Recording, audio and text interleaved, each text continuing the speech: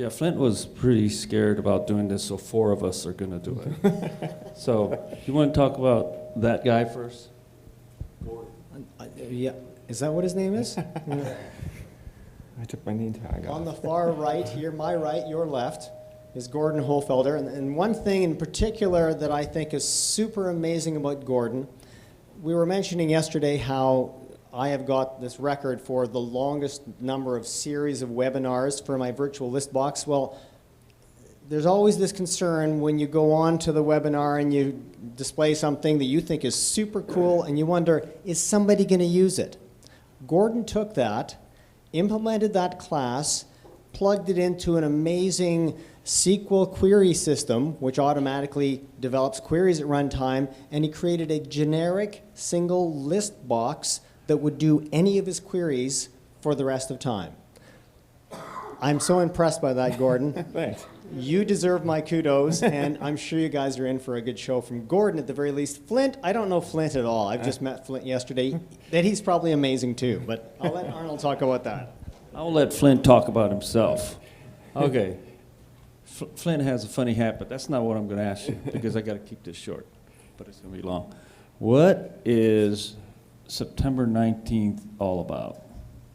September 19th is it's the day my wife and I got married. It's the day we had our first son, not on the same year. And, And the next answer got to be Disney related, okay? it's not. And it's also Talk Like a Pirate Day. Close. So Close. you might find pirate references in my code from time In to his time. code. Are we getting any of that code? No. Oh. I want to copy that. Okay. So you guys go after it. All right, thanks. Okay. Don't let John bother you with that monitor. All right. All right. Good afternoon. Thanks for sticking around. We're going to talk about load balancing a web server across multiple instances. How many of you have NetTalk web servers running for any purpose? Okay, I'm in the right audience, so that's good. I'm going to focus on that one then. We also have a number of NetTalk web servers that support some of our products. We have an employee portal that allows users to enter timesheets, and we have a payment portal that allows our customers to give them money, which is always a good thing. And we have a web-based accounting system that we're working on very ambitiously. We're going to bring that out as soon as we can. So that's kind of the frame for our talk here.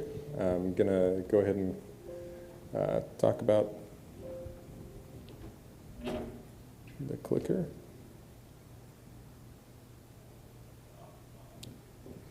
See if it goes now. There we go. So you have to hit the right button, left and right. So we're going to talk about load balancing. We're going to talk about what is load balancing and how it can work to benefit your web applications. What is it? Why are you going to use it?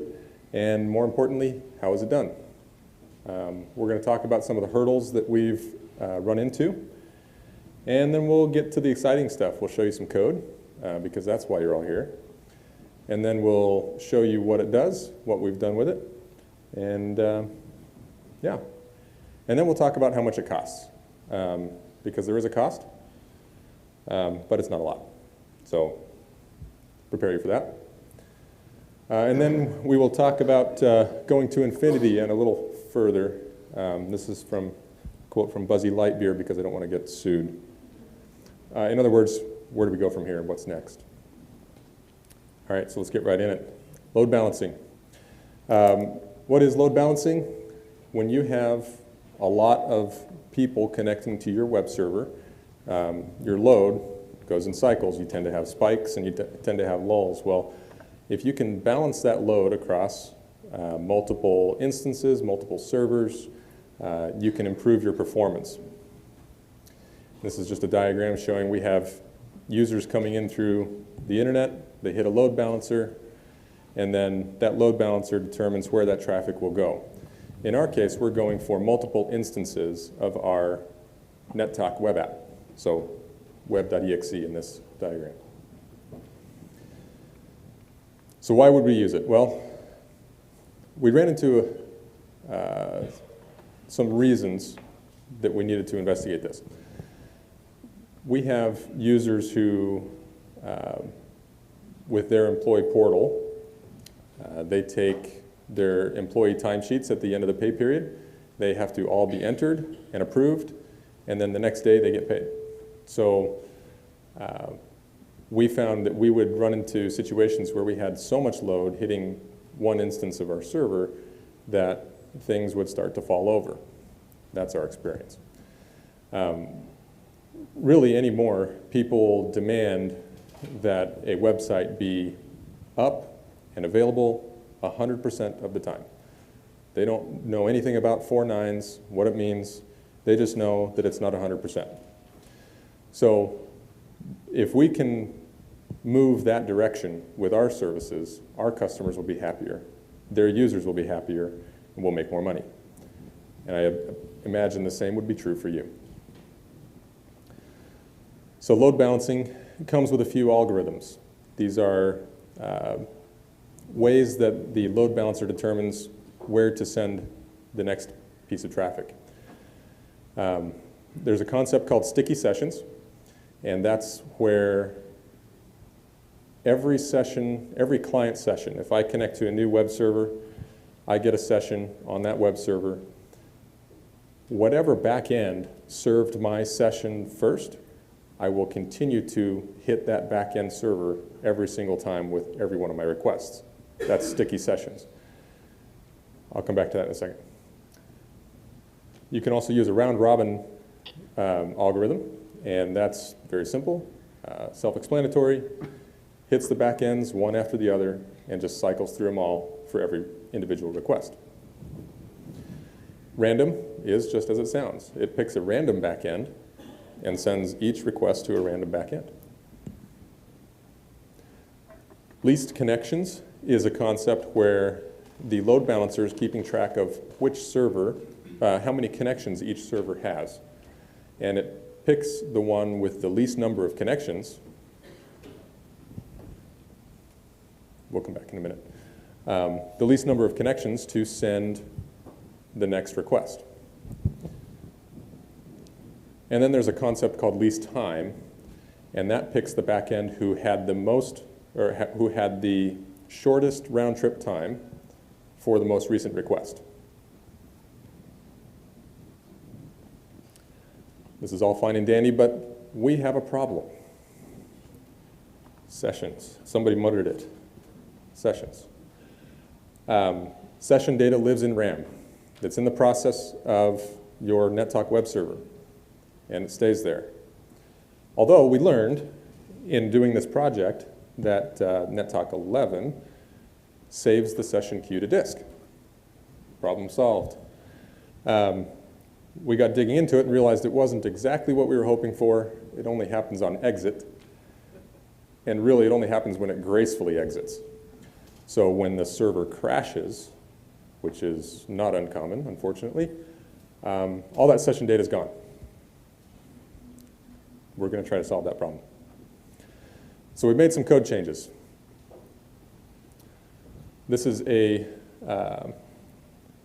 snip of the netweb.inc source file. It's the netweb server class, and you'll notice down here at the bottom is a new method, underscore save session. It's a virtual method, and that's what the code looks like in the CLW. It's very clean, very difficult to fail. We're going to override, or rather, what's the word I'm looking for? Derive. Derive, thank you. We're going to derive this method in our own web server. Another little change we had to make was in the netall include, and it has the session queue type that's used to hold the session data. This is really the session list, and then the data that goes with that session is in another queue. Actually, several different queues. So we added two fields, data changed, which is a byte, true or false, and data hash, which is a string. It's going to be a hash. So the data changed is just a dirty flag. It lets us know that there has been a change to the session or the data, and we need to reevaluate things. Data hash is just that. It's a hash of the data, so we can determine very quickly whether there are changes we need to worry about. Did I miss anything? Exactly right. Perfect. The reason I refer to Gordon on this is because while I have worked on it, he has done all the work to make it more functional. So he knew more about it than I did at this point. All right, so let's go to Clarion and let's look at the web server procedure. This was going to be easier in Clarion than it was going to be on screen. Oh, you know what I did? What's that? I didn't start it up. Oh.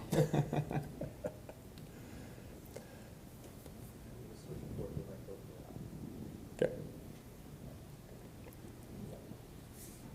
So while that's starting up, does anybody have any questions so far?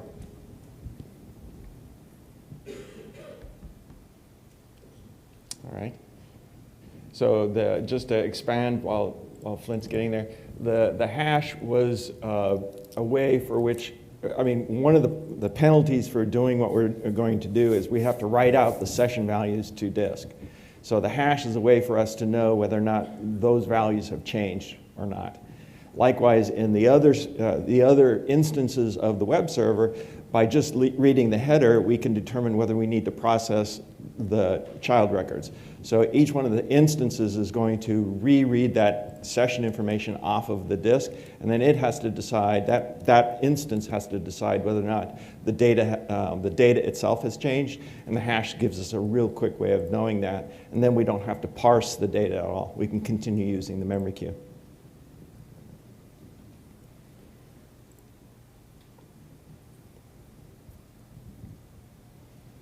Missed one step, right? Yep. Thought I was all ready to go.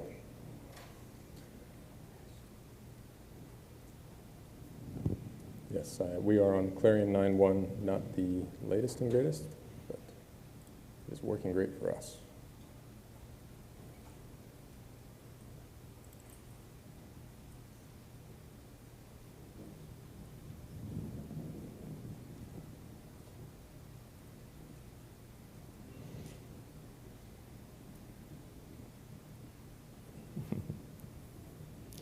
The other part of it is, the one product we're talking about is called Employee Portal.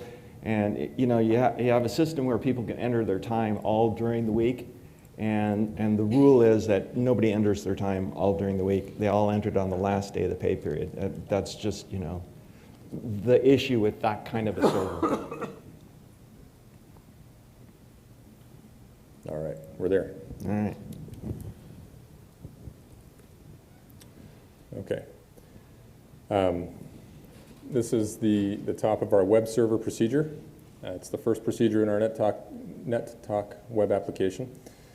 And we've added into this a couple of new methods, these here.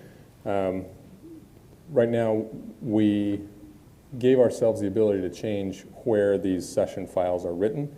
That includes the location where NetTalk would natively write these files. And then we've got a flag to determine whether or not we're going to save the sessions. Because this is really pretty experimental in our environments and this code is in production, we have to turn it on with a command line switch. So that's what that flag is. All right, moving on. We have the set session path. Does anybody need that? Let's see if we can make that bigger. Is that easier to read? Okay. It's less fun when you're reviewing code if you can't read it. So we've got a set session path, get session path, just setters and getters for that field. We have a load session method, and that's going to take our session off disk, load it into memory. We have some setters for determining whether data has changed, setting the new hash, and then critically we have a save session values procedure, which actually saves the values queue to disk.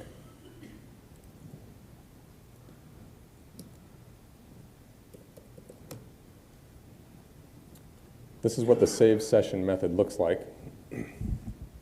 I won't go line by line because it's not that interesting for most. But importantly, what we're doing is, here's a trick, use the self.wait method so that things aren't happening in the background that you can't control.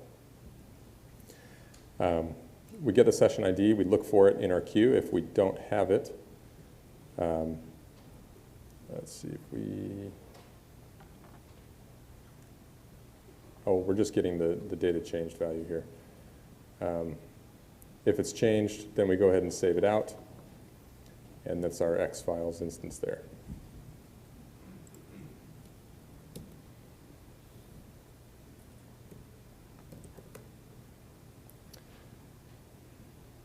In the set session value method, we added a line to set whether the data has changed or not.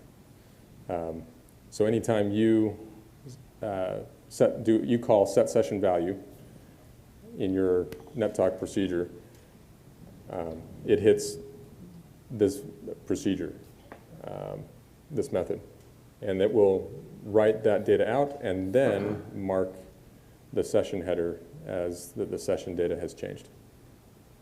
And then we'll rely on that later.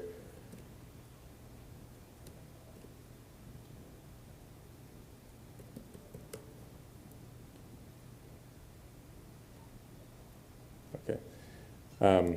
The new session method is called anytime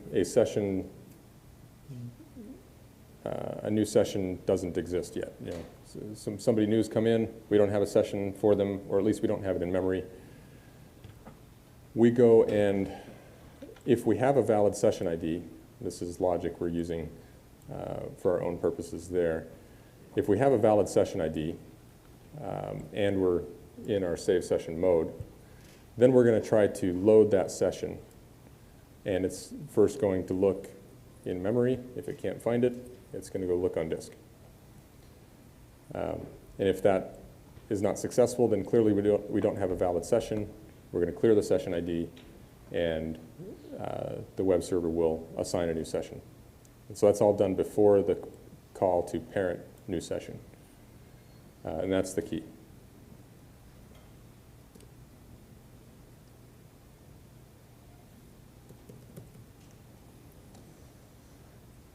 And here's really the meat of this whole concept. That's in the load session method that we've created here. Right down here. Sorry. First, we're checking if our session file exists, and we have one pair of files for each session. I'll show you those when we get to the demonstration. One file is the header, and one file is the session data. And so they both have names of session ID underscore session.xml, session ID underscore data.xml. If it doesn't exist, we throw the error. If it exists, though, we're going to go ahead and load it up off disk, and then we're going to read it into the queue. That's the session queue that's local here. Cur session queue, right? Loaded into cur session queue, and then we copy that into the NetTalk session queue in RAM. We get our hashes, and then we compare old and new hash, and this will tell us if the data we have is different than the data that's on disk. And we'll go through that copy process.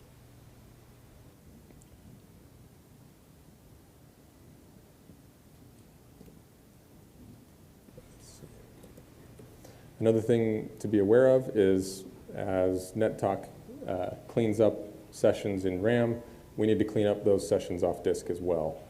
And that's what this method is doing here.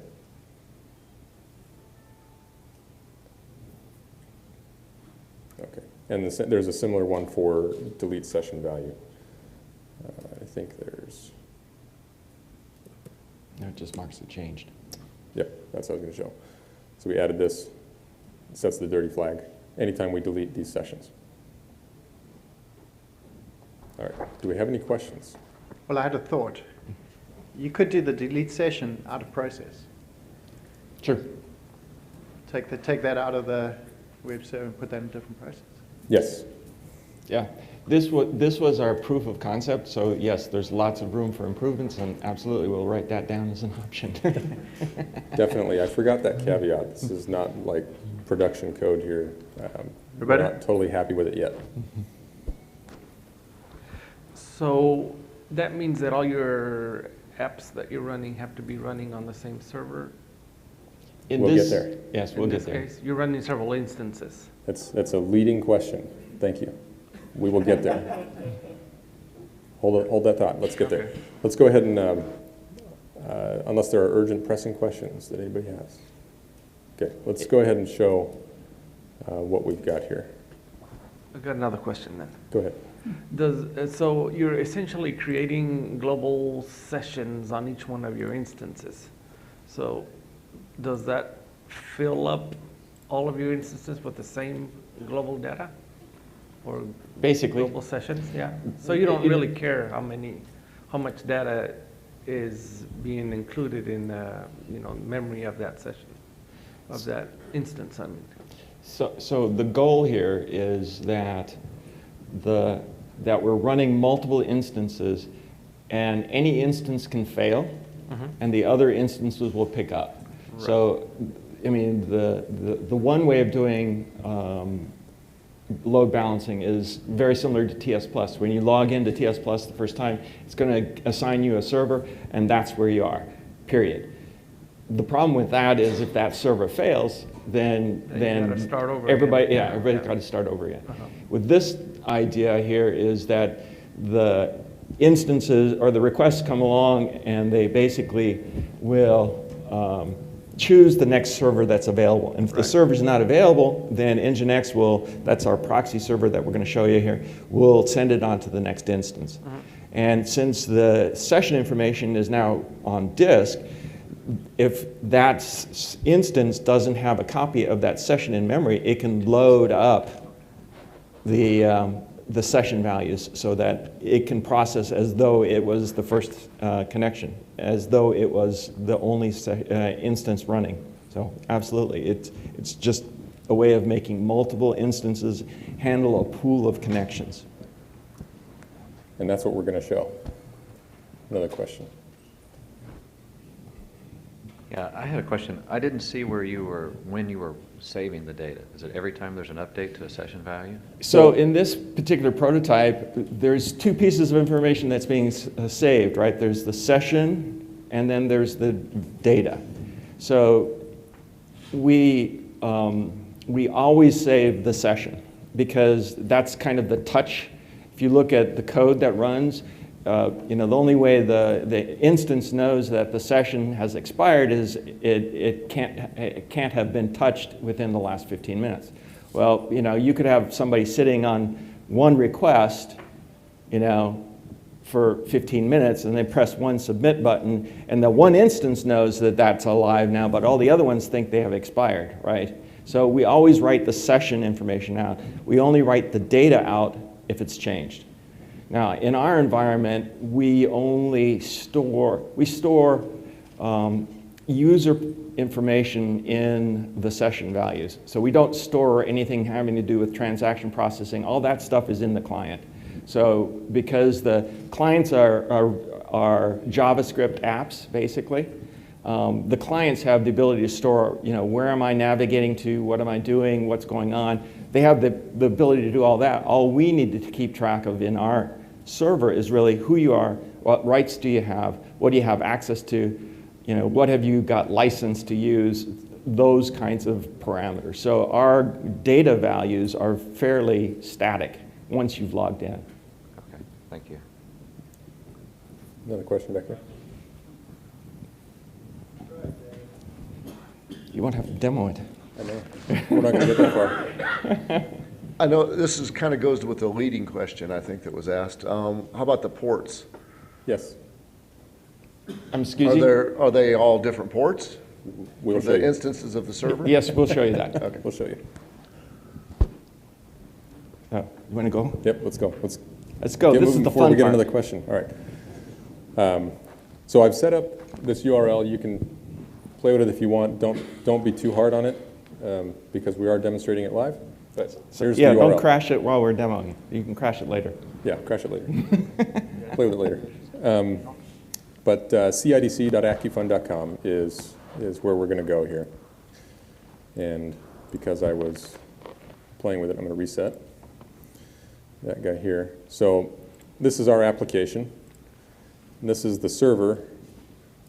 And it's difficult to see with the smaller resolution here, but I've got 4 instances of my NetTalk web app running. And to the question on ports, yes, each one is running on a different port because only one application can listen on the same port at a time, right?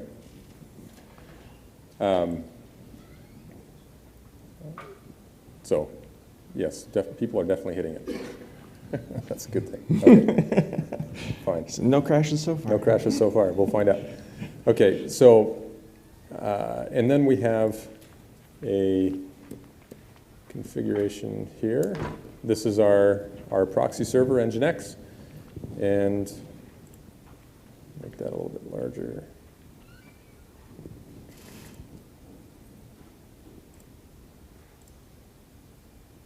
Let's go 14. There we go. Can you read that? That's a little better. Okay, the trick here with Nginx is that we have this upstream declaration. And in the upstream, you notice we have a list of servers. Here we've got 4 instances. The backend server IP, followed by the backend port number. And it can be a fully qualified domain name as well. That's not a limitation. It's certainly faster if you can go right by IP address, because it doesn't have to do that resolve, but it's a topic for another day. So I've got each port listed here, and this is our cluster of backends. And one of them right now is marked as down, so Nginx is not going to send requests to it. And we'll demonstrate that in a second. If you're familiar with Nginx, down here in my location block, I'm doing a proxy pass to this upstream block of servers. Okay. All that is to say that that's just how it works. People are definitely hitting it. Thank you. It means you're paying attention. Okay. So I'm going to go ahead and log in here. Yeah, right. Yeah, that, yeah.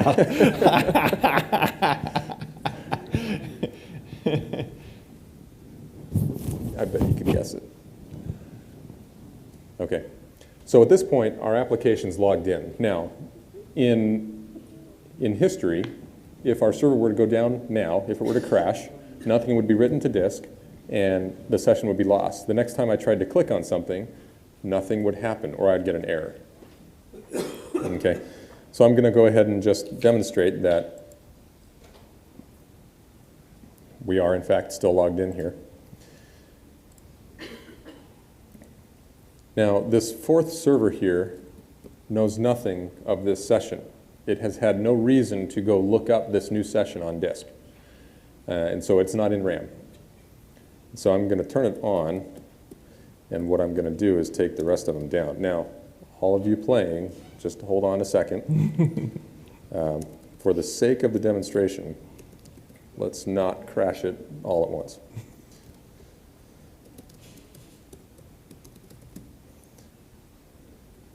All right, so now all sessions should now be going to this new server. And I'm going to try to open a timesheet. We see our get come in. Yep, a few people are hitting it. But we got our data. That's the key. Thank you. Yeah. We thought so too. That's why we're sharing. Okay. Now I'm going to turn it all back on, and you can go ahead and play with it. That's fine. Nope. No, you That took, was a- you that took was it not- down. There went the fifth 9. Okay. I even mistyped the name of the file. Oh well. Gordon, is that an edge case? Yeah. No. It happens in real life. Hopefully we catch that kind of thing very quickly, but you know. We do have things that will tell us when we've done it wrong. Okay. So now, what I can do is I can actually kill these processes. So that by killing it, I'm not giving it the opportunity to write anything to disk on graceful close, right? So I'm just going to kill a couple of them. And there will probably be some latency for those who are tinkering around on the server there. I will explain that in a second.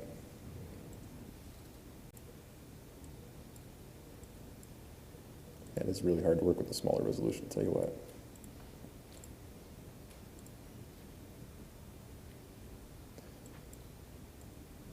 Okay, so now that server is back up. Should be getting requests there.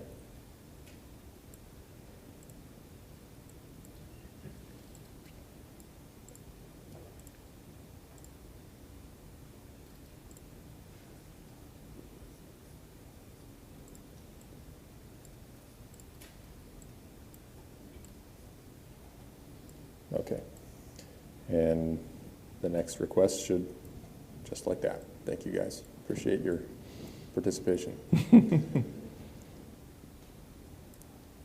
Okay. All right, so go ahead and play with it. The username password is 100 for now.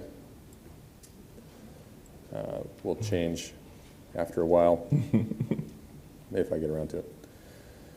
Let's get back to the demonstration, or to the slides here. Okay. Any questions on that before we continue on here? More answers? Hey, well, that's a good thing, right? All right, sweet. That makes me happy. I think that makes Gordon happy too. Absolutely. So, yeah, we're happy to hear that kind of feedback, because this is a problem we've been trying to resolve ourselves, and we figured somebody else has the same problem. You need that fixed. Well, you know what? The code's all here in the presentation. The recording's right there. You can get it done. Okay, let's talk about cost, because that's really why we're here, right? First of all, you need NetTalk and all of its requirements. I assume if you're interested in this presentation, you're already there. So that cost is basically zero. Right? You're not having to spend anything extra right now. However, NGINX has given us, for CIDC attendees only, and everybody else that gets the code, a very special price for their product, NGINX Core. Very special price. It's free. Always will be. So everything we've done, everything we've demonstrated here is using the free version of NGINX Core. Why do I say that? Because NGINX Plus has some of the advanced load balancing features, the algorithms like least time, least connection, sticky sessions. Those kinds of features are really geared toward their NGINX Plus product. I'm not an NGINX guy, so I'm not trying to pitch it to you, but suffice it to say, NGINX Plus is definitely a product you want to look at, but NGINX Core will get you started. All right, so where do we go from here? To infinity and a little further. What we really need is a separate session class, either a class that is self-contained or maybe an interface. And that's where Bruce comes in. I'm just going to call Bruce and ask him to do it. But then if we can do this, then we can start overriding some of the methods that are used. Yeah, Gordon already did. You're a bit slow, Flint. I was alluding to yesterday. Okay. All right. So anyway, by doing that, then we can do some cool things like, well, okay, next requirement. We need to be able to specify in the web server procedure our session handler rather than the default one. And that just depends on how we get a class or an interface, right? But then what we can do is we can start storing the session data and values in a database. And rather than writing them to disk, which could potentially be slow, to keep things in perspective here, for all intents and purposes, everything that you saw here is running on flash memory. So reads and writes to disk are just as fast as they can possibly be. Put it on a slow metal spindle and you're going to get latency issues.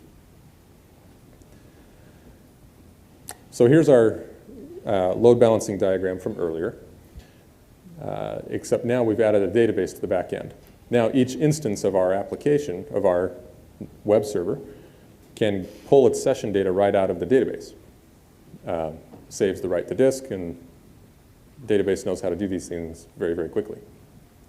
Likewise, in that database, then you can write procedures that will go through and clean up those sessions automatically, because it's just a column in a table. Delete from where 1 equals 1. No, don't do that. Delete from where date is older than yada. Then we can start thinking about separating our instances to separate servers. Now we can get into some real failover kind of architecture. You'd have a cluster of instances on 2 separate servers, but they really have to share the session data. It's in a database. Now we can get really cool. We can duplicate that session data between databases. We can load balance the communications to and from the databases, and then we have our clusters of clusters talking to those load balancers. So session comes in, we need a session, let's hit a load balancer, this one's up, we'll get that one, and this one says, oh, that database is faster, we'll pull it from here. All the while, these 2 databases are replicating back and forth. Okay, easier said than done, but that's pretty cool anyway, right? All right, then, all right, so we've done sessions, we've got everything in a database. What can we do now? Now we can start thinking about microservices.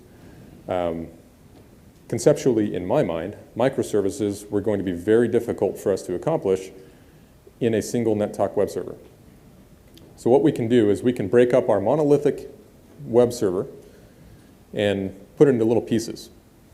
And then we're going to take one of those pieces, and we're going to pull it out. Now, that may be a new NetTalk web server. That may be a Node.js, whatever you call that thing. Could be anything. It could be anything. The proxy server can then detect the URL or URI, whatever, the resource that we're trying to hit, and say, oh, that resource needs to go over here to this microservice. And we'll hit that microservice. Cool. Now we can get into some really cool stuff. We can do it again. Maybe there's another language that works better for a specific function. Great. Pull that piece out and get it somewhere. Nginx will allow you to route to it. But because the session information is all in a database, these microservices can access it. You might do it a few times. And then we can start looking at which components of our software, which components of our web server are getting hit the most. Which ones need the most resources? And let's create a bunch of those as microservices. Multiple instances, rather. Okay? Then you can get into things like we can detect, using the Nginx Plus APIs, you can detect loads. You can get that kind of information off of the servers. then you can say, well, I recognize that I'm getting a lot of load on this cluster of servers. I need to spin up another instance or 2 or 3. You can pop them up. All right, so that's pretty much our presentation. Did I miss anything, Gordon? No, Great. that's it. Good. Any questions? Thank you.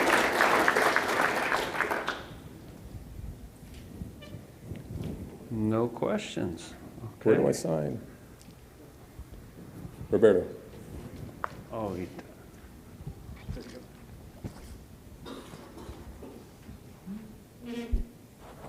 so is Bruce going to incorporate this into the net talk or not yet?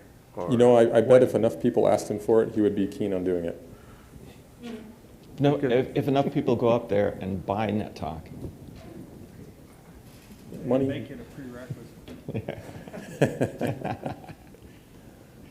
So, yeah, he's said he will be adding the ability for us to override the session class. the session class. Right. He'll split it out as a session class, some fashion. So, you know, for us, this is really important.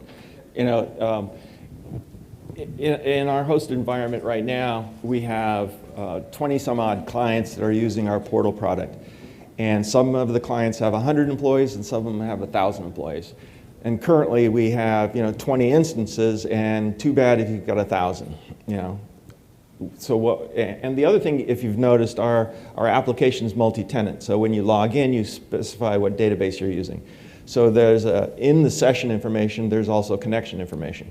So for us, it would be great if we could spin up 20 instances and handle the 3,000 employees rather than worrying about what company are they in and all that kind of Mickey Mouse stuff. So, from a SaaS environment, if you're moving into the SaaS environment, this is really kind of a key component in order for us to be able to scale our application. Number one, and then number two, there's nothing I hate worse than seeing an email from a client that says, "Can you restart my web server?"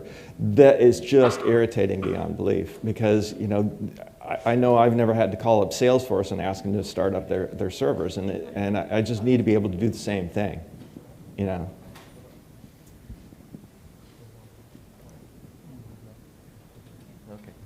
Online question, how do you cater for one user left on a particular instance?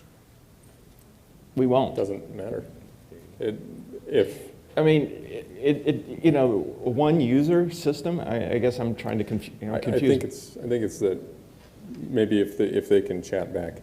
I think maybe it's that you have somebody using the server, but you want to take the server down, reduce the instances. Oh, yeah. You have one person left on the server, they're using all the instances. Yeah, you can take them down. The Nginx has the ability to take down individual servers. Right. Or for that matter, you can kill them because Nginx is going to sense whether or not the server's there or not. Ooh, although that brings up the point about Nginx Plus versus Nginx Core. One of the features of Nginx Core is active health checks against the back end. It will, and you can configure these to some extent, it will check automatically the back-end servers and determine that they are up and able to receive requests. Nginx Core doesn't have the active checking, it has passive checking. So what it does is when it gets a request, it picks the next server and it waits for that server to respond. If the response doesn't come in the specified timeout, that server is down. So the first person to hit the dead server, the dead instance, they get a poor experience, but the next folks would get the live servers. Did they? We're out of time. All right, we're done. Thank you very much. Thank you very much.